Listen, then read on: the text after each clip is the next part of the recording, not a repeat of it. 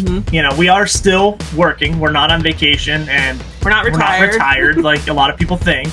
We aren't trust fund kids. You're nailing it. You're killing it. Today's episode of the RV Voice is brought to you by BishFix. Ever been stuck with an RV issue miles from the nearest service center? With BishFix, expert help is just a video call away, saving you time, money, and keeping you on the road. Try BishFix risk-free with a 14-day free trial and use promo code RVVoice at checkout to get 60% off the full retail price.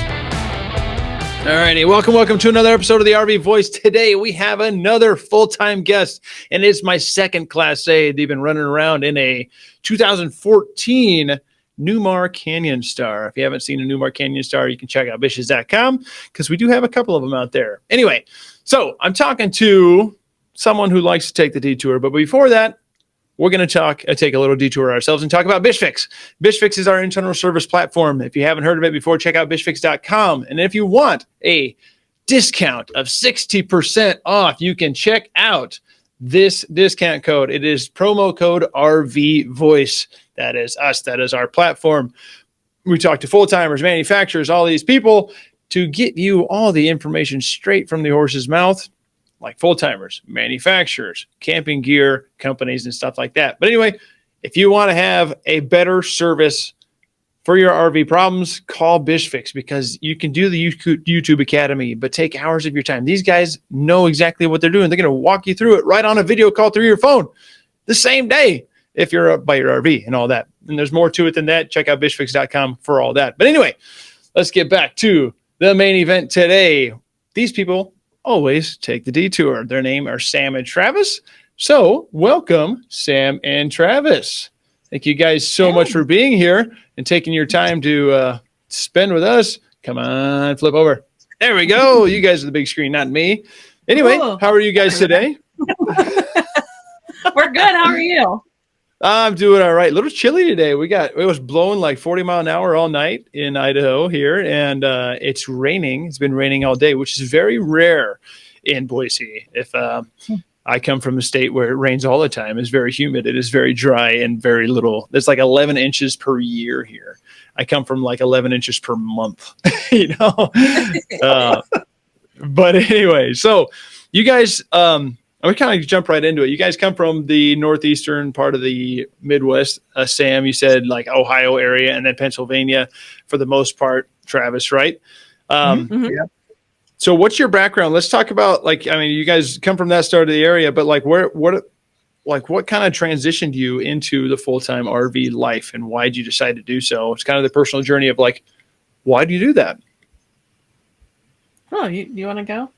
Well, I mean, we started out just, working the 9-to-5s and camping. I grew up in RVs, tents. We started out with tents into pop-ups into travel trailers. And when Sam and I got married, she didn't have great experiences camping growing up. So picked up a small travel trailer with some amenities like a bathroom and air conditioning.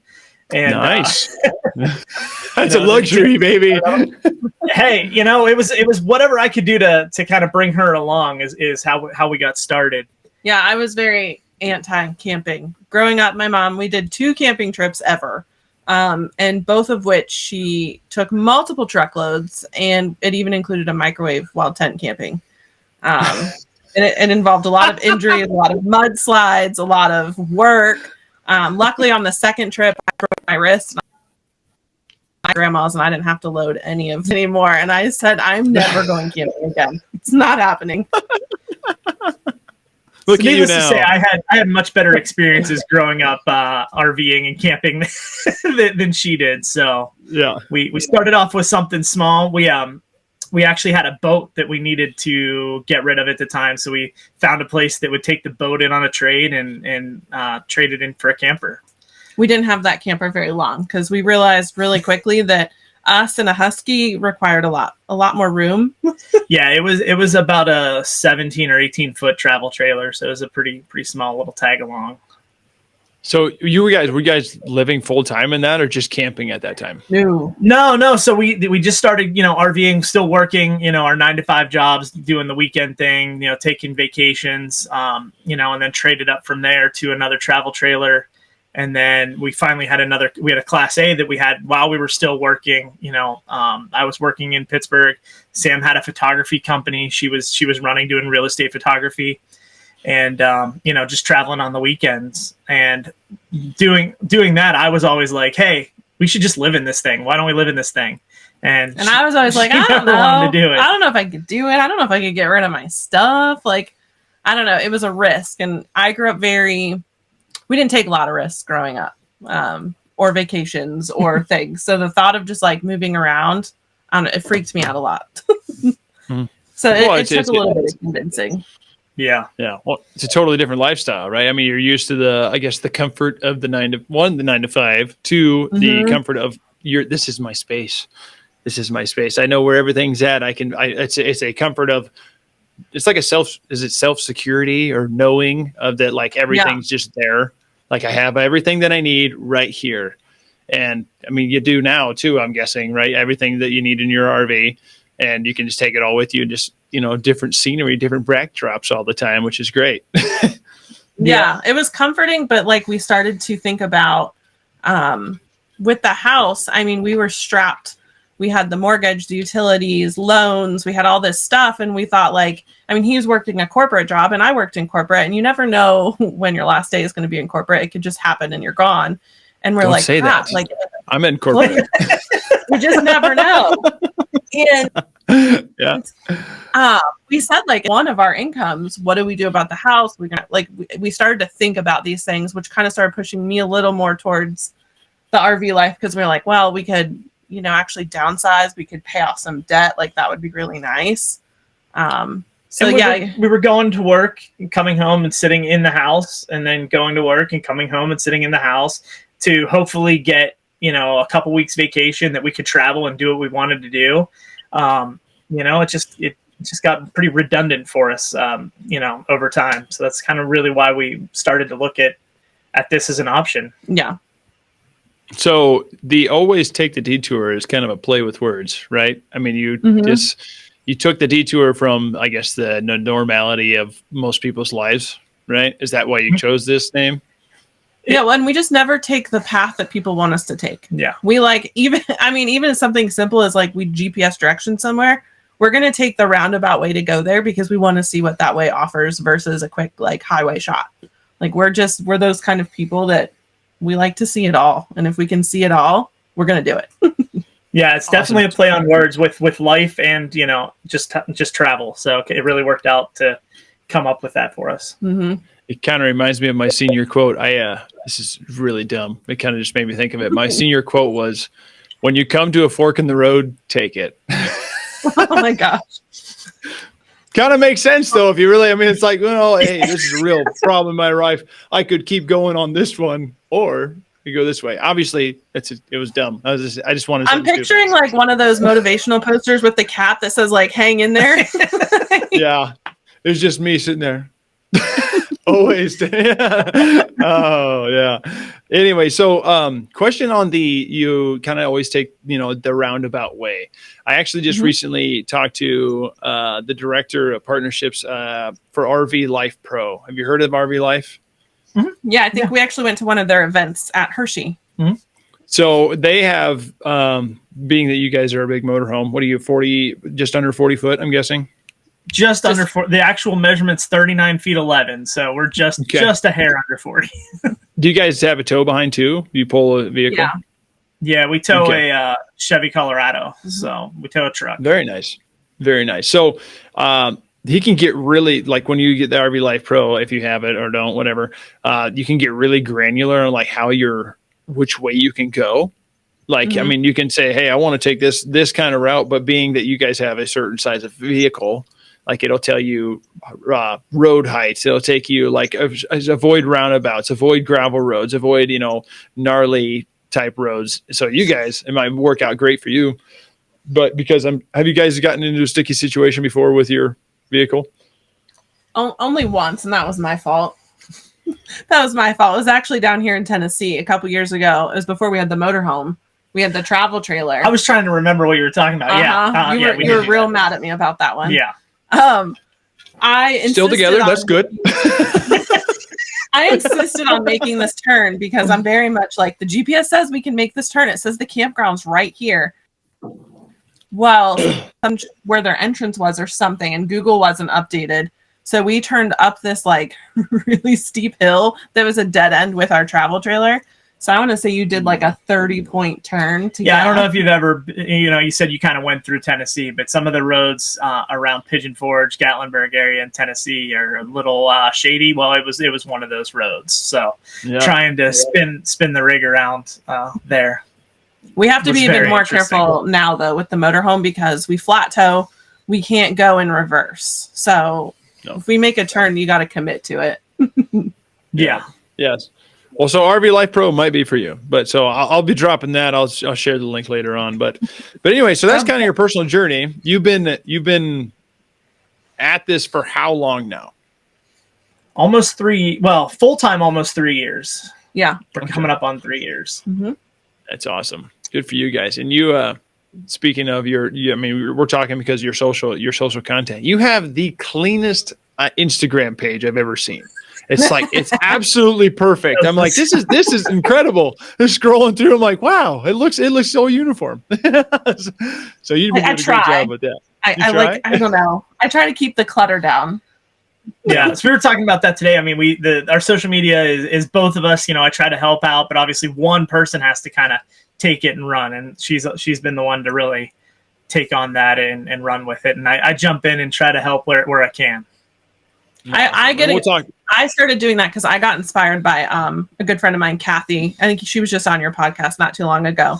But her Instagram feed is very clean, and I'm like, girl, I got to do it. And she's like, do it. I support it. So I started changing all the cover photos. I'm like, this looks incredible. I'm keeping it. But now it's just an extra step. So I added that workload to myself. Talking about chaos on the road, right? Mm-hmm. Kathy Finicky, is that how you say it? Is it Finicky? I'm not going to. She'll yell at me. Fine. CY. She is fine. We'll go with that. fine CY. Awesome. Well, we'll come back to the Instagram stuff, but so you guys, you were living the 9 to 5, coming back from the corporate job every day, like sitting in the house, corporate job, sitting in the house. That's exactly how I feel sometimes. It's mundane as all get out, right? And I don't like that, but preparation and planning to go full time is no joke. I mean, it takes some real thought, and then takes I have to get rid of my things. You like your things, right? But anyway, so what steps did you take to prepare to go full time, and then how did you choose your first RV, and what advice would you give someone selecting their first RV to go full time? Okay, so getting rid of stuff, that was the first step. Mm-hmm. I think so. Right before we decided we were really committing to full time, I unexpectedly lost my mom, and it was a switch went off in my head, and I'm like, wow, we are not guaranteed tomorrow. I told Trav, I said, let's do it. I want to sell the house now. Let's get rid of everything. And so I got put in this mindset of none of this material stuff matters, because I was just cleaning out my mom's apartment, and what was left, all this material stuff that doesn't matter. She sacrificed going and doing more things to have, a house full of stuff. Mm-hmm. And from her generation, they value stuff. She couldn't understand that we wanted to go full time. Why would you give up all your things? Why would you work so hard for this beautiful house? Why would you give that up? So after we lost her and we're cleaning out her apartment, I was like, we're doing it. We're just doing it. So I went on Facebook Marketplace. Anything that I could sell, I sold. I went to Facebook groups. They have what do they give? I forget what they're called. They're groups where basically you can post things that you're just giving away for free. So if it didn't sell in a couple of days, it was going in the free group. I think half of my old neighbors have half our house. Yeah, our old neighborhood just they're like, oh, we'll take it. So I like it. Don't buy anything. Exactly. Yeah. And so when we finally got to the point where I was like, all right, we decluttered so much. Now it's just furniture, wall decor. It looks great for photos. So we did our real estate photos, and the person that ended up buying our house bought all of the furniture and everything in it as a side deal. So it kind of worked out. It worked out perfect for us. And I have zero regrets. We kept everything. I think you had a harder time cleaning out your man garage. I had a lot of tools. You mentioned you worked in construction stuff, and that's kind of partly where I came from. So I had a lot of tools that I had to get rid of that I couldn't bring along. I have a lot of tools that I did bring along. There's a reason we're at the weight which goes into and kind of leads into why we chose a Class A. We had a Class A before, and we upgraded to the one we're in now. But the storage in a Class A, the amount of storage we get the whole way under the coach from front to back, really lets me. I have bays that are just full of tools that I can use to, stuff that I've used for the last 3 years. So I don't have anything anymore that just sits. But the storage and being able to bring some of those tools along to work on the coach. But it's kind of why we ended up in a Class A too. It was really for the storage. Yeah. And I think if you're looking to go full time and you're looking at rigs, I mean, it's overwhelming. I mean, there's how many out there? Our first requirement was build quality. We looked at through manufacturers. We went through campers. We stepped inside of them. We knew exactly what we were looking for in terms of build quality. And then my other requirement was 2 bathrooms. Bath and a half. Bath and a half. So yeah, we have a bath and a half. And the storage. So it was storage, build quality, and 2 bathrooms. So if you're used to having more than 1 bathroom now, you probably want to try to get a bath and a half coach. Yeah, I mean, because no matter what, coach you pick or RV you pick, there's going to be maintenance. I know it's probably comes up on all of your conversations, but you're taking your house through an earthquake every time you move it. It's only going to last so long, so you've got to be able to work on it. And so find one that's hopefully put together well and take care of it. Yeah, you guys get it. It's a not if, it's a when. I've said this basically every full-time podcast that I do. I'm sure. You guys get it more than most people. I mean, we have, it's usually the first-time owners that are like pretty upset about their RV because they buy it and they have something go wrong. And like, well, guys, I told everybody that I sold, I guarantee you one thing out of any RV transaction, problems with this thing. Guaranteed. Mm-hmm. Yeah. And they're like, why would you guarantee that? Because I'm not lying. I am not a liar. Right. Like I want you to expect it because it's going to happen. And it usually, it calms that nerve. We're like, oh, this thing's perfect. No, never have any issues. I would never say that. No. You guys have the tools to work on this stuff. So, I mean, it makes like being ahead of the game when that stuff does happen. It's like, okay, well, I know that things are going to happen. But having that mindset goes a long ways for the full-time RV life because you're putting your house, like you said, it's a house on wheels. I mean, you're shaking it up all the time. Things going to shake loose. It's how it goes. So it also helps that we had like a lemon of a motorhome. We had an issue before. I mean, anything that you could have fixed on it, we had to fix. We expected things to not go well. We always expect things to break, but that one was excessive. So, there are those exceptions also that are a little worse than some are worse than others. But that one you put an entire new floor and subfloor and welded new support beams. So yeah, we really got our hands dirty with that one. Yeah, and that was less. Wow. We didn't even have that one for a year. So there was a lot of things that were wrong with that. Yeah, but, sounds like putting a whole new floor and welding. Yeah, we've got pictures of it too. They're probably on our Instagram if you want to check that out. But welding it, and it's right before we went full time and we switched into this one. We ripped that all that out and re-welded it. And yeah, I mean, whoever has it now, they have a really sturdy floor. It's not going anywhere. Nowhere. No. The rest of it may just like fall apart, but that floor will be there. Yeah. I was going to say, so one of the reasons we even picked a Class A, another reason we picked a Class A was, kind of redundancy in even having 2 things with motors. If this breaks down while we're driving, we can hop in the truck, disconnect it, go get parts, and vice versa. We have a couple options. So I'm always looking at, how can I maintain it? What happens if this breaks? What happens when this breaks? How do we work around that? And it just makes things easier when they do break because you kind of have a plan in place. Absolutely. And this rolls right into my next question of daily life and routine. So what does that look like for you? Because it sounds like you're doing a lot of your service yourself, Sam, or Travis, sorry. And so like, what is a typical day? She does all the service. All of it. She fixes it all. She fixes it all. I can't even put IKEA furniture together. I just sit around and smile all day. Page, step by step. I'm an art major. I need pictures.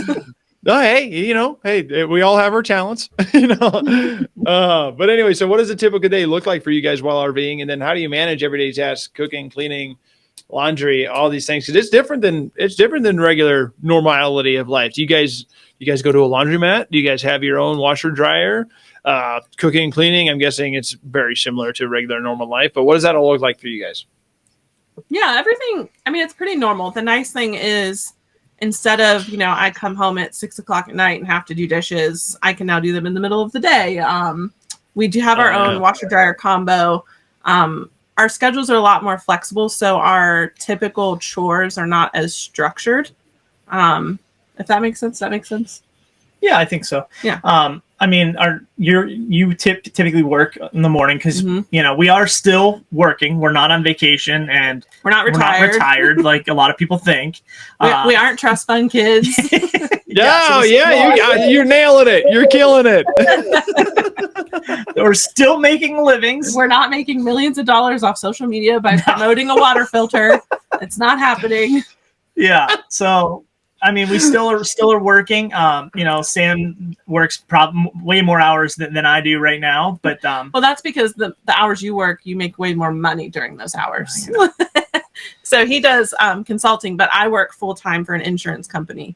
But the nice thing is I can flex my hours, so I make my own schedule. So the nice thing about being full time, if we're somewhere we want to explore, maybe I'll sign on, work in the morning for a little bit. We go explore, and then I'll come home at night and I'll do some work. Mm-hmm.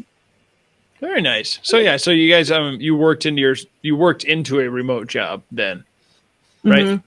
Sort of. So originally, when we decided to go full time, before we sold the house, we had we had COVID. Everybody was able to work remote. We went back to the office, and I said, this is what we're looking at doing. I'd like to go remote, and we kind of had a handshake deal that was going to work out. We started selling off all of our stuff. We got into the rig that we wanted. Sold our house. Got our house listed, sold the house. And then they said, well, we don't want to change our policy. You can go remote, but you have to be in the office a day or two a week. So, well, that's really not going to work for what we wanted to do. We already sold our house. We're living in the RV. I'm just trying to, finalize things here. So then kind of had to pivot and, start doing some consulting work on my own and started my own thing. So, and then we weren't planning on her needing to really work and be full time, but she was able to find something and work into that. So really just being flexible and, this is something we wanted to do. So making it work. Yeah. You kind of go out of your way. Like this is the detour we want to take, and gosh, diggity dang it, we're doing it. Right. Mm-hmm.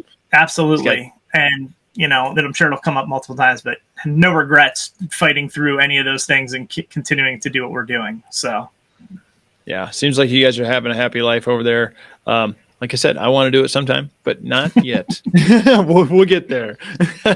But with that, challenges and solutions arise, right? You have different challenges that you have to deal with. Like you said, you had to basically cut ties with the company you were with, become your own boss in a way, consulting whatever you're consulting for, and then you're doing your insurance thing, and then you're doing social media on the side and running a website. I mean, it's a whole bunch of different stuff. It's so much work. I'm trying to do 3 different things all the time because I want more money. That's what I want more money. I want more money because I want more freedom. Money equals freedom. That's how I look at it. But anyway, what are some of the biggest challenges that you faced while living in an RV, and how did you overcome them? And Travis, how do you handle maintenance and repairs on the RV? I think one of our biggest struggles, health insurance, and figuring out where to go to doctors, when to see them.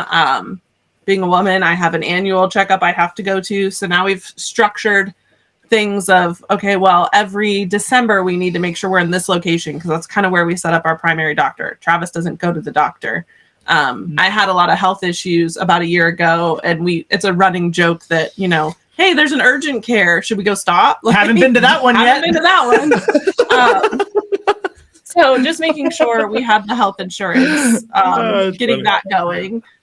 What would you say another struggle would be? I mean, honestly, just insurance in general, and it kind of goes to what you do, but making sure that we're covered, there's not a lot of insurance companies that know what full-time RVing is, or will cover full-time, know how to cover you for full-time. So, that was even, we've switched 3 or 4 times just because we weren't completely satisfied that we were completely covered. So, and when everything you own is, running down the highway, you want to make sure you're covered. Absolutely. Yeah, because we don't have a storage unit. We don't have, I think we have 1 box at your parents' house of just like Christmas ornaments. But other than that, everything we own's here. So finding the right policy and company, that's a big hurdle. Yeah. Are you a writer then, Sam? A writer? Insurance. Oh, I was like, I don't write books. I could write a book, I feel like, but no. Coloring books. Yeah, coloring books. So basically what happened was I knew nothing about insurance. I'm a photographer. I didn't know anything about it. And when we started talking about going full time, my cousin, she has an agency down in Georgia, and she was visiting, helping me take care of my mom. And she goes, well, you could come work for me. You could work remote and you could work wherever you want. And I was like, oh, what's the catch? And she's like, well, you got to get your insurance license. And I was like, great. I know nothing about it. So I got my property and casualty license, which if people in the full-time world are looking for remote work, get your property and casualty insurance license. I'm telling you, there's companies all over hiring remote workers for that. And you don't necessarily have to be the one writing the insurance. So what I do, I can quote it and write it, but I actually do a lot of service work in the background, fixing policies, fixing any kind of issues. And then I do all of the marketing for her agency. Very nice. So you kind of a little bit of a jack of all trades for her. If anyone wants to learn about that, can they talk to you? Oh, absolutely. No problem. There you go. Perfect. Yeah, I did a little bit of insurance world as well, more so life and annuities. Didn't care for it. Wasn't very good at it. I got chased for that stuff for a long time through college. They knew I was going to be a sales guy. I fell into sales, but that was a tough game. If you don't really stick to it, for me, like life and annuities, property and casualty, incredible. I know people that do very well in that. So good for you guys. Well, it's because you typically need property and casualty. Life's hard because no one wants to pay for something that, well, we may or may not need. And 2, they don't like to talk about death. Yeah, I don't have well, hey guys, it's gonna end. Believe it or not, it's gonna end. It's gonna end. You want to set something up so your family can pay for it, or you want to stick them with the bill? I mean, yeah. That's a whole nother story. But yeah, PNC it's a wonderful thing to get into if you want to chase that, by all means. But so I guess that we're talking about jobs now. I mean, service. We didn't talk about service. How we got there. I don't know. Yeah, let's talk about maintenance and service a little bit. So, I mean, it sounds like you come from the residential world or whatever, like we were talking about construction wise. So, you're handy around tools. Are you good with your RV maintenance, or how do you handle all that? Yeah, so I handle absolutely everything in the RV that I can, which the only thing so far in this one that we've had is I've had to take a hitch to a welding shop to have it fixed because I don't carry a welder with me while we're driving down the road. Although I might. I did talk to somebody online the other day that said that one of the small little Amazon stick welders work really well. So I might start carrying a welder too. But that one you only had to take it there because you decided to ramp some railroad tracks and invent our hitch. They weren't exactly... I didn't think they were... as intense as they were? Yeah. So anyway. Got that fixed. But other than that, story. All the maintenance with the RV, I handle all the fluid changes. Obviously, even some campgrounds don't like you doing that, so we have to schedule it around where we're going to be. We're licensed in Pennsylvania, so every year we have to run this thing through a state inspection. So I have to make sure that it's prepped for an inspection every October. So it goes through the Ford dealer there to be inspected. But everything on it I handle. When we're stopped and it's nice, I will actually go over and hand wash the entire RV, not because I like it and it makes it look nice, because it does, but it gives me a chance to check all the seals, the roof, everything. I'm touching every part of the RV, so I know what's going on. I can make a list of what might need change, what might need resealed. and can keep working through that list. So you have to go in Pennsylvania. You have to get that checked. Is it because it's a diesel, like a big A Class A? Is that a thing, or no? Every car in Pennsylvania has to go through state inspection every year. Doesn't matter the size. And actually, it's a little more difficult because this is a commercial chassis. So finding a shop that can fit it because it has to actually be able to go and fit inside of their shop. So not every dealer can inspect it. Not every car garage can inspect it. So interesting. We have to do that for the RV and the truck. I've never heard of that before. Is that what's the reasoning? Money. They want your money? Yeah, they want your money. Oh, them SOBs. I mean, I don't really have a reason for it. I mean, it is good because like they check your brakes, your tires, any bushings that might need replaced. So it does. I'm sure there are people that aren't keeping up on that stuff, and they don't know if their ball joints are going bad and they're going to lose a wheel driving down the road. But yeah. For us and people that maintain their stuff, you kind of are ahead of that anyway. Very so cool. It's just money. Very cool. So it's just money. Well, talking about money, let's talk about financial aspects of how you guys kind of sustain this lifestyle. So are there any specific tips you can talk about to earning an income on the road? It sounds like you do. You have the P&C stuff with your cousin, and there's a lot of ways to go about that. But what other budgeting advice would you give to someone considering the full-time life? I would say if you're going to start out full-time, it's going to be exciting and you're going to want to go because you're like, this is vacation, but don't do that because you're going to spend so much money on campgrounds because daily rates are more expensive than weekly rates. Weekly rates are more expensive than monthly rates. So we try to go places and stay at least a month. That's like our sweet spot. We were actually talking about that earlier today because we're in Tennessee and we're here. It's halfway through the month and we're running out of time to do the things we want to do. Because we both work also. So, you know, to have time to work and play and have fun, it really is kind of the best option for us. Yeah. Yeah. And honestly, I mean, nothing really changed budget wise in terms of like going from a house to an RV.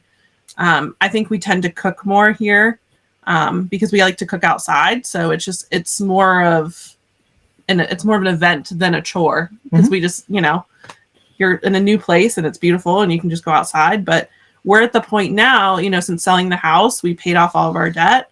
So now if, he were to not get any more consulting gigs, we'd be fine on my salary. If I were to lose my salary, we'd be fine on his consulting gigs. As opposed to living in a house, we wouldn't have that security. So did you having that stuff in the bank helps.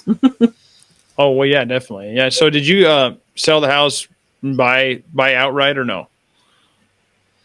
So we sold the house and we had already owned this RV. We just paid it off. Oh, so okay. we paid off the RV and paid everything. Any other debts that we had, paid that off, took the rest of it and invested put it in savings. and put it in savings. So very nice. So that does help. That is one, aspect to this that people don't realize. It's like if you kind of don't really have a little bit, I guess, down, going straight into I don't know, I'm guessing you paid around 50, 60 for the RV. Being in 2014, maybe a little more, 75. Oh, well, okay. Well, I was being nice, apparently. Either way, paying off the RV we right need to away. Go buy RVs from them. Yeah, we're going to come to Vicious for our next RV. All right. Yeah, you can call me. Give me a holler. We can work something out. But yeah, that's a good way to go about it, especially when you guys say you could live off of one if so facto needed to, but it doesn't seem like you guys plan on end working by no means. Going month to month instead of weekly by daily, your rates go way down, which is great because, I mean, it's all money. It's all cost money. It's not vacation, but it is vacation. Like you guys take it like this is my life now. You're taking the detour of the actual life to your own hands, right? And staying monthly makes more of that happen. Plus, you get to be in the area for a month long. You get to explore that area, kind of go around, and a lot of places like you go for 1 week, it ain't near enough to check it out. Like I can't. I got people coming here. My cousins are coming here next week. I'm like I can't even show you all this in a week. There's so much to see. But anyway, a month you can do quite a bit in a month, so that's good to see. Yeah, I mean, essentially, you're choosing what you want your mortgage to be.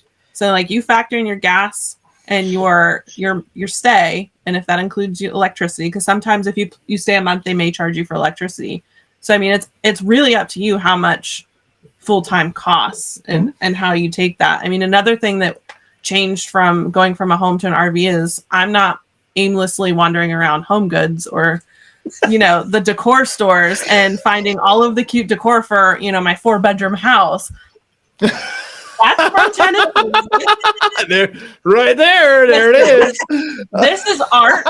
This is handmade. This is not from Home Goods. Guilty. And Guilty. these turtles came from the house. Okay, listen. I didn't say anything. Yes, dear. Yes, dear. Yes, dear. And that's art too. We got that from an art festival. That's an investment. Yes.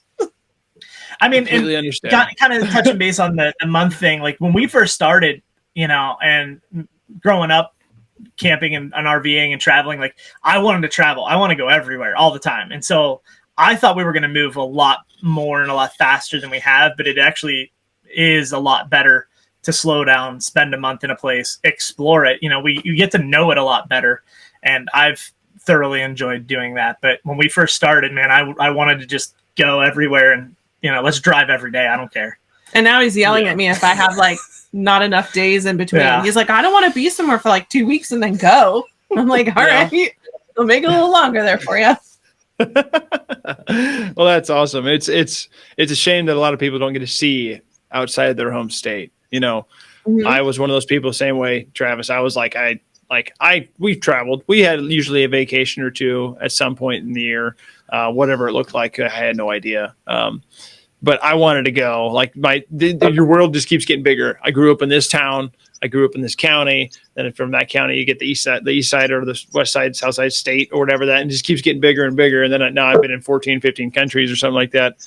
It's interesting that people don't ever leave their home city. So you guys get to see everything. That's why the full-time RV life has become one. There's an allure to it because of that, but it's so interesting to see what this wonderful nation has to offer because we have a lot of cool stuff to see. Yeah, so much cool things to see. And you can't see it all. Probably can't see it all in your lifetime. We can see a lot of it. So as much of it as we can. Yeah. 1 month at a time. Anyway, so community and connection. I'm sure you've made 3 years. You already talked about Kathy, and I've talked to Kathy on here. She's wonderful. I haven't seen that. I'll try and drop it in the comments as well. Kathy's absolutely wonderful. She was a lot of fun to talk to. But anyway, so community and connection. How do you stay connected with family and friends? Because you're jumping around. I'm guessing you guys stay on the eastern side most of the time. A good majority of it, yeah. Yeah, we do. Yeah. We try to it's been almost every other year now. We go west, so. Mm-hmm. Okay. It'll be this year. We'll be on the East Coast, and then west the year after.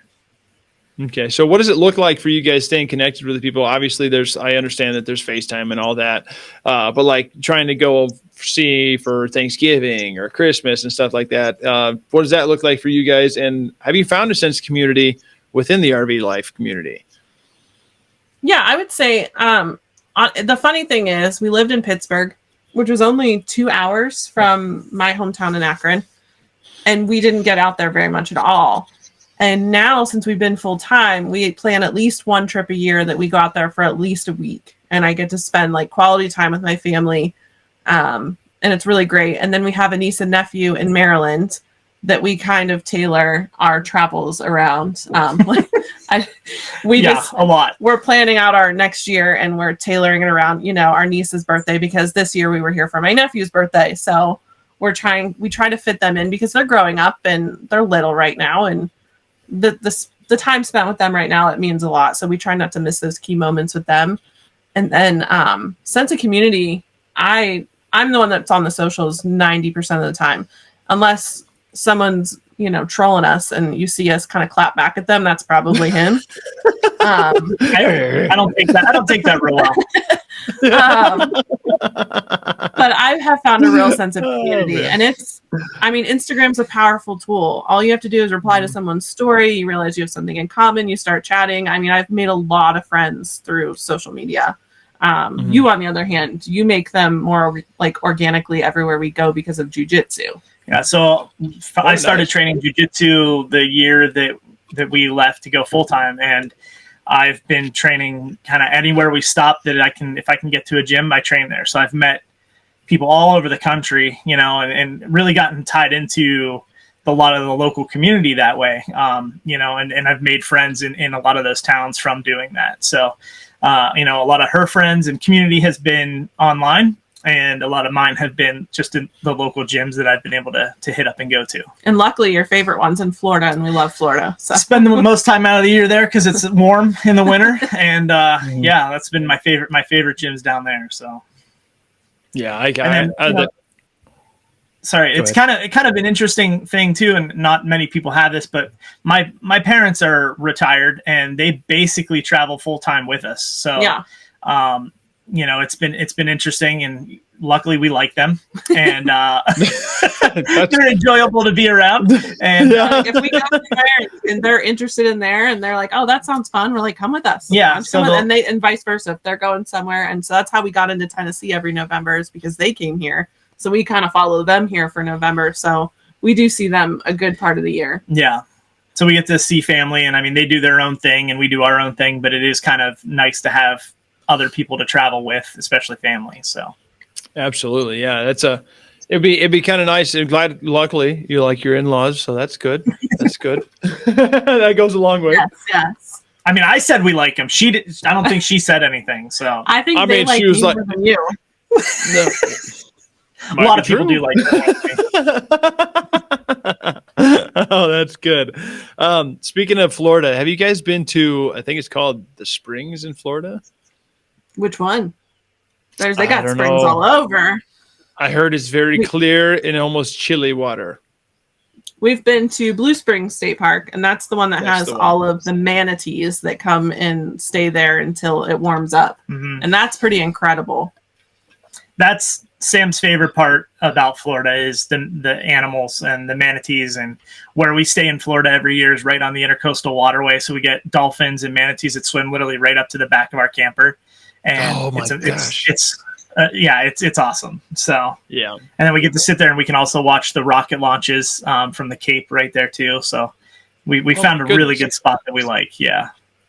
Well, it sounds like that's a favorite experience. I have some more questions for you about that. So what are some of your favorite experiences or most memorable spots, and like what are some unexpected benefits that you've come to understand since you started the full-time RV life? So favorite's definitely the rocket launches.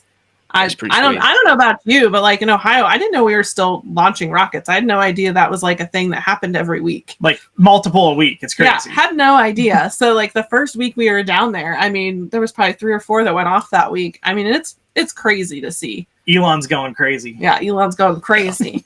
Right now, yeah, he just successfully landed one a couple weeks ago, right? Like it took off and then came back and like just hovered its way down there. That's incredible. Just one piston just like coming down and chilling right in the spot and then latches on. Like what? Yeah, it's insane. It's nuts. Yeah. And then I think my other favorite experience from down there was watching. I didn't realize that shrimping was such a big thing. Shrimping is big in Florida, and we got to watch a barge.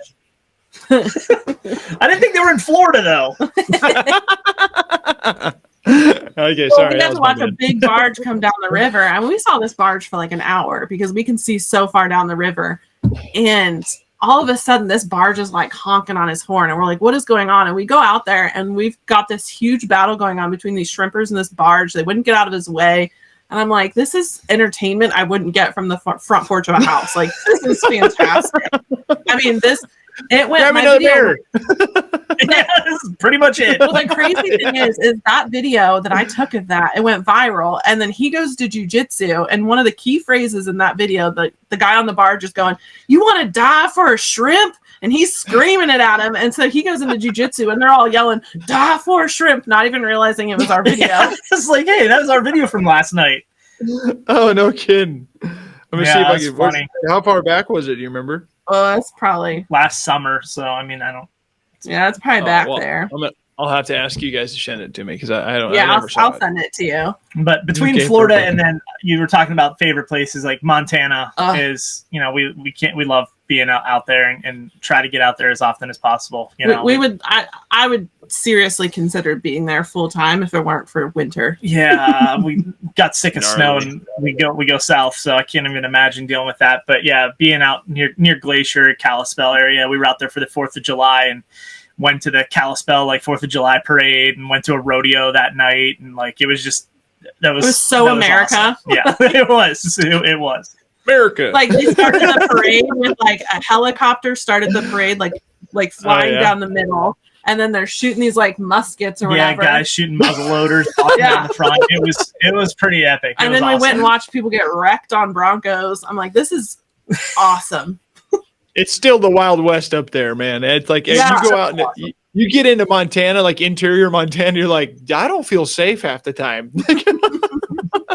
I love it. All of a sudden, we go to see us in cowboy boots and hats. We'll just become them. It's fine. I can't pull off cowboy boots and hats. I'm no cowboy, but I love it. You just cut out just a little bit there on me. Oh no! But yeah, Montana is up. Yeah, you're good. You're back. You're back. It'll probably, like I said, it'll probably be clear. But anyway, so yeah, Montana is wonderful. Have you been to Idaho at all? Yes, we were in Swan Valley. Yeah, we stayed in Swan Valley. Okay. For a couple weeks? No, we weren't. A year ago. It was only it was 5 days because that was our trip where you still worked your corporate job, so we had to make it from Pennsylvania back in 2.5 to 3 weeks. Swan Valley was beautiful, and we want to go back there. Mm-hmm. Well, come on back through Boise sometime. We'll have you guys in here. It'll be kind of fun. It'll be a lot of fun. Absolutely. Not even kind of. Yeah. So, favorite experiences checked off. Montana. We got Florida. You got all the rockets and stuff like that. So, you guys have been doing this for 3 years, though. What would be something you would tell yourself 3 years ago? So the question is advice for beginners. This is where I kind of started with that. But what would you tell yourself 3 years ago that someone, if you were still on the fence, right? Transitioning into full time. And then are there any common misconceptions of RV life that you would like to, I guess, explain or address? Do you remember misconceptions? Well, yeah, the misconception that we kind of talked about before was that we're not on vacation, that we're not trust fund babies. Everybody thinks because we're traveling, because we do this, we must have been given something. But no, my favorite phrase is "must be nice." Yeah, as if we didn't work for it, or that we're not continuing to work for it, or working. Yeah, the misconception is that it's easy. I think. We had a lot of experience versus a lot of other people. We've been in the RV world. We've been doing the camping thing. So that wasn't a shock to us, but I think people go into it thinking oh, it's just going to be easy. It's going to be fine. But it's still work. Or that it's going to be easier somehow than a house or an apartment, or cheaper than a house or an apartment. And that's not necessarily the case. It really depends on how you travel, what you're doing, and you still have to monitor what you're spending and just like anything else. Yeah. Do you guys boondock at all? Love boondocking. We want to start doing more. Obviously, out your way and out west, there's a lot more boondocking than on the East Coast. So we're kind of looking at changing rigs up over the next year or two and trying to do more boondocking and eventually make our way up into Alaska too. This rig has been great and is doing great, but it's not going to be I'm almost scared to get rid of it because it's been so great. It's not the most flexible for trying to boondock. We've been back where I've driven this thing towing the truck back where they're you've got the guys with the rooftop tents on their Jeeps and things, and we show up with our Class A towing the truck down the same road. We can do it. It's just not the easiest sometimes. But I think every RVer should try it. I think if you would have asked me when we first started, do you think you'd go where there's no hookups? I'd be like, heck no, I need my full hookups. What are you talking about?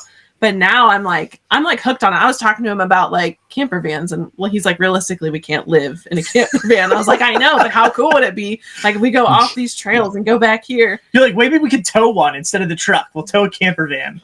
Yeah, I think one of the coolest places we boondocked, aside from your typical Badlands boondocking, we boondocked in Mexican Hat, Utah. One of the coolest ones was near Mount Rainier. It was an airstrip for private small planes.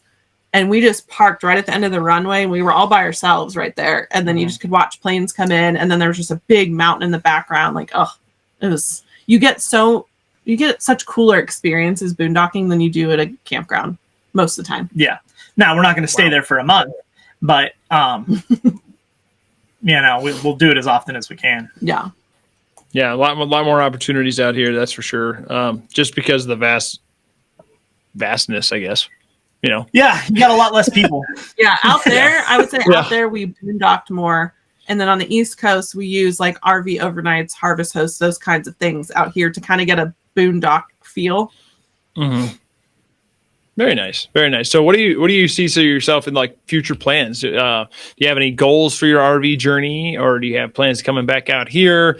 How do you see your RV lifestyle evolving over the next few years? Definitely more rugged, I think. We're looking at maybe a Super C.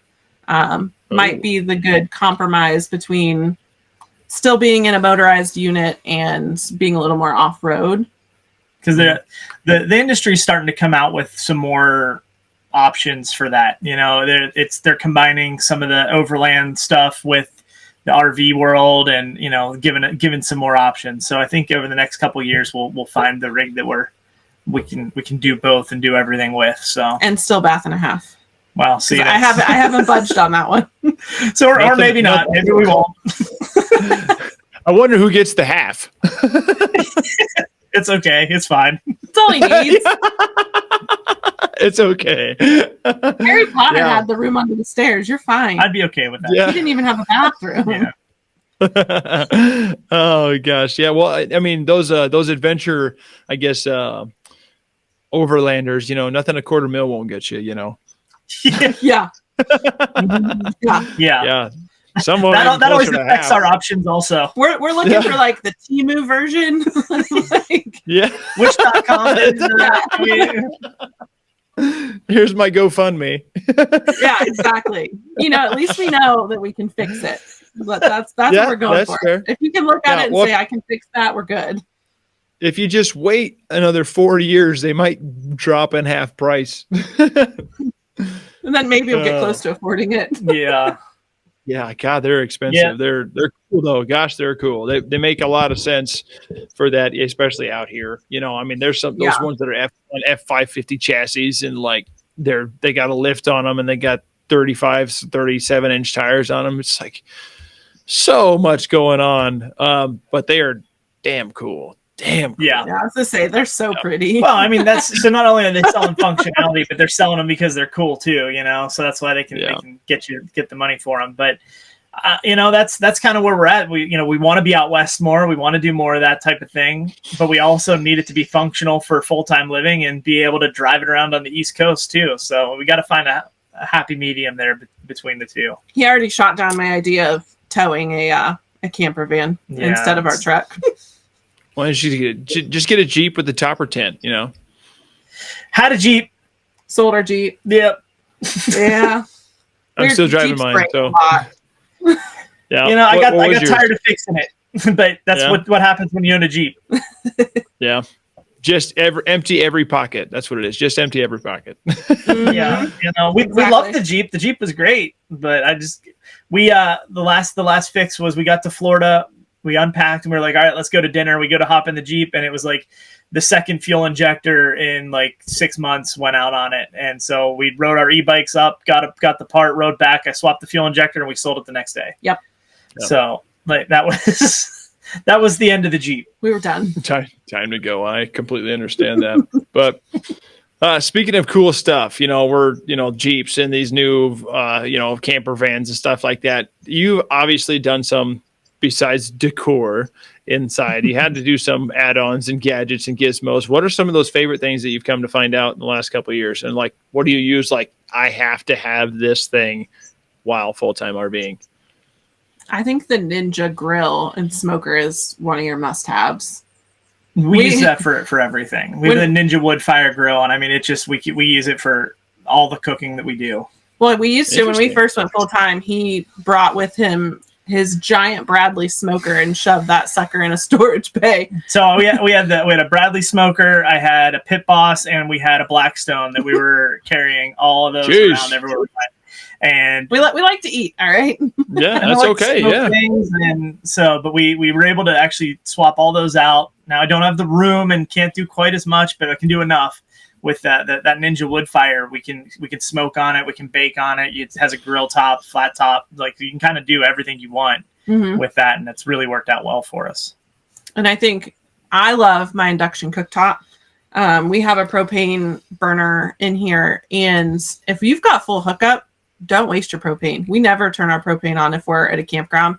I constantly use the induction because you're saving money that way, because typically you're not paying for electricity. And then like other things we've modified, like we've modified cabinets. Like we have a cat, so we had to modify a cabinet to put her litter box in there. But we haven't done a ton of physical tweaks. Well, I mean, you know, we've swapped out furniture and little things here and there, like TV placements and stuff like that, but nothing major. I mean, and then when it comes to the other stuff that like I have to have, is really just, I mean, I have a large set of tools. You know, carrying my air compressor. I use an air compressor everywhere I go. You know, not just for the tires, but you know, we use it for cleaning out vents and filling up pool floaties. Yeah, filling up pool floaties, like everything. Having an air compressor is something that I have to have. You know, when we move, and it's not a big one, but it is super useful. Well, I think the other thing we have are the inflatable stand-up paddle boards. If you'd have asked me like 5 years ago if I would get on a paddleboard, I probably would have said no. And it's hilarious to watch her get on a paddleboard. It's besides the point. I get on and I paddle. We're good. Do you sit down crisscross applesauce or something? Well, once I'm on it, I can stand or sit on it. So he made fun of me because this year I went to step on it, because at our site that we love in Florida, you can just put them in right behind the camper. And I stepped on it, but he said the paddleboard was too far. I don't remember. I think I blacked out. And keep in mind, the water right when you put in, it's only like 3 feet deep. It's not very deep. It's not 3 feet deep. It only goes up to your knee. Okay. And I stepped on it, and I've seen what crawls on that floor because it's so see-through. And I don't like to touch the bottom of the ocean, the lake. I don't like it. So I went to step on. I missed it, apparently. I fell, and somehow I was submerged in water up to my neck. I don't know what happened. She just needed to stand up. But I didn't want to touch the bottom is the problem. So then I go onto the paddleboard. Yeah. So I go on the paddleboard, and the neighbor comes over, and he's like, "How's it going?" And I've got blood running down my arm because like I scraped my arm. The seawall is concrete there, and she just scraped the concrete going down. It was one of those you wish you had a camera going at the time. Unfortunately, well, and then going across the intercoastal waterway. So once you put in, that's great, but you have to like book it across the intercoastal because it's constant boats and ships and things going. And then I lost half my paddle halfway through. Our neighbors took pictures; they thought it was entertaining, but I made it, and I enjoy it when we're going. Mm-hmm. Oh yeah. All right, so that's the first time I've heard paddleboards. Honestly, I've only paddleboarded a couple times in my life. The first time I got on, my balance is I'm very left foot balanced. Like I can stand on my left foot for hours. My right foot, for some reason, even though I am right sided dominant, I struggle with it. I don't know why. But I could do a handstand on a paddleboard in the middle of a lake. Yeah, that's impressive. That is impressive. Headstand, not handstand. Headstand. So like, still. Well, and we've learned too the width of the paddleboard matters. So we have a 32-inch wide and a 34-inch wide. And I have a hard time standing on the 32-inch, and then the 34-inch I can get right up. Oh. So maybe you just need a wider paddleboard. I don't know. We're not paddleboard experts. No. Yeah.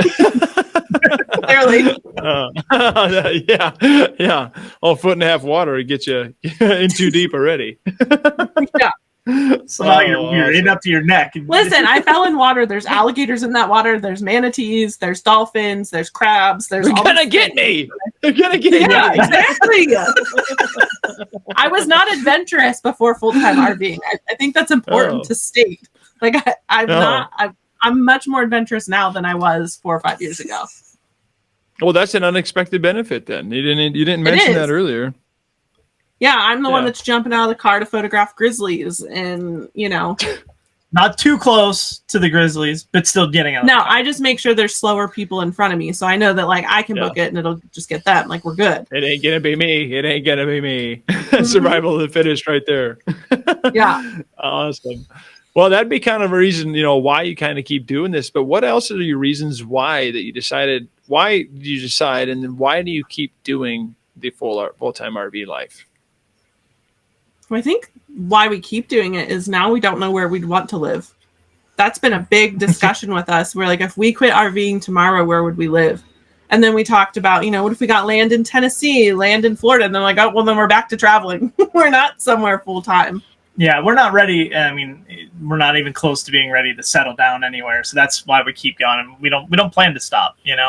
We'll know, just like we knew it was time to start RVing. We'll know when it's time to stop too. So we just enjoy seeing everything and enjoy moving around right now. And that's kind of going to be the plan. Yeah, and I think the why that we started it was just life's too short. Yeah. I mean, I just like to travel. You like to travel. You said if I wasn't in the picture, you would have been traveling a long time I'd have lived in a van down by the river somewhere. And you and me both, brother. I would love to do that. But at some point, had to bring her along, and now we found a way to do it together, which is even better. Mm-hmm. That's awesome. And you guys seem like you're having a really good time. That's why we're talking today. I don't talk to everybody. I can't talk to everybody because not everybody replies. But you guys did reply, and I'm glad you did. I mean, I'm shooting pretty good from the court. I'm at like plus 75%, so I'm doing all right. It's there you go. But it takes time. Yeah, doing all right. Yeah. But you said life's too short, and that's totally true. You said you lost your mom, and I'm sorry to hear that. That's no fun. I have a friend going through the same thing right now. And that's awful, but life is too short. I actually heard this last night, listening to Nickelback on the way home. Each day is a gift and not a given right. It's kind of funny that it came up, but I was like, the song or the fact that you were listening to Nickelback? The song has a quote in it called, all right. It's each day is a gift and not a given right. And it's, if today was your last day is a song. I know. It was only cool to hate Nickelback. That's why it became a thing. I agree, but I'm just gonna follow along there. And it really hit. Like we were eating dinner with my aunt and uncle, and she'd asked like, when do you plan on stopping? And I'm like, I don't know. We don't know. And then a couple minutes later, we start talking about places we've been, and she said, I've always wanted to go there. And I said, that right there, that's our why. Like, yeah, because we don't want to be sitting somewhere someday and say, man, I wish we would have gone there. And I'm sure we're going to have some of those places because we can't obviously see it all. But just being able, growing up, I never would have thought that, I would have had my toes in the Atlantic this year and then all the way in the Pacific. That just doesn't compute to me. Like I never would have thought that. And now here I am, like, I want to be in every state when I was just comfortable in my Ohio bubble. Because you've even said you never thought you'd leave Ohio. Yeah. So moving to Pittsburgh was hard for me because it was different. It's a new state, it's a new place. I was very nervous about the unknown. I still get nervous about things. I'm a worrywart, but it's less about where we go and what we do. Yeah, but it's a big deal. Like you said, this to check out everything. The fact that you've started traveling and you get to see, like you said, you get to be in the Atlantic Ocean. Some people don't even get to see the ocean, period. That alone is like, you don't want to go see that. Like, a while back, even my cousin, he's like, I told him I'm going to Europe for like 3 months or 3 weeks. He's like, why? I looked at him like, why not? Like how does that not compute with you? He's like, why? I'm like, why not? Like, just go check it out. There's a million beautiful things on this planet to see. You guys are taking life by the horns, taking the detour and checking it all out. Why not? Right. There's so many cool things to see just in the U.S. alone, eastern side of the state specifically. Well, not even specifically, the whole damn, all of it. It's crazy. Yeah. Even the central states, people forget the plains. I'm like, guys, you ain't seen a sunset until you've seen a nice Nebraska Midwest sunset because there's actual clouds in the sky that are pretty, not like out here, just wisps. Just nothing. I didn't see clouds for months when I moved here. I'm like, what is this? It is crazy. But is there anything else you guys would like to share? Thank you so much for being here so far. It's been a wonderful conversation with you. But is there anything else you'd like to share? I just say if you're thinking about it, just do it. There's no harm in just doing it and trying it. Yeah, I mean, we don't have any regrets doing it, and we encourage everybody to, if it's something they're thinking about, you can keep thinking about it all you want, but you're not guaranteed tomorrow, so you need to just jump in and do it. And that can relate to RVing or anything else. I mean, just say yes more and figure it out, and if you fail, you fail, and you tried it, and luckily we didn't fail at this yet. There is no try. It's only do or do not, right? Mm-hmm. Nerds. You be nice. I did make a Harry Potter reference earlier, so I don't Come have on room now. to say. Yeah. Jeez, being mean to us over here. Awesome. kidding. Well, I'm used to it. that's why you got a half bathroom. Yeah. Oh gosh. Well, Sam and Travis, it's been an absolute pleasure talking to you guys. If you guys want to follow them, they can talk you through a whole bunch of things, talk to you about, working PNC, how to work on this, how to work on the road, how to budget on the road, how to keep this lifestyle going. If you want to learn how to do this lifestyle, follow us, follow them, follow people like them as well, because there's so much to learn out there. And it's actually quite easy to learn because of social media. You just got to watch, you just got to listen. And it's a lot easier to do that than to just pick up and go. I mean, baptism by fire is one way, but if you start listening to people that know what they're talking about, it goes a long way further. So that being said, guys, give them a follow, give us a follow. We're going to be talking to a whole bunch of manufacturers coming down the road. We got camping gear manufacturers, and we're talking to more full-timers as well. But Sam and Travis, thank you for your time. And everybody out there, stay tuned for more from the RV Voice. Thanks for having us. All right.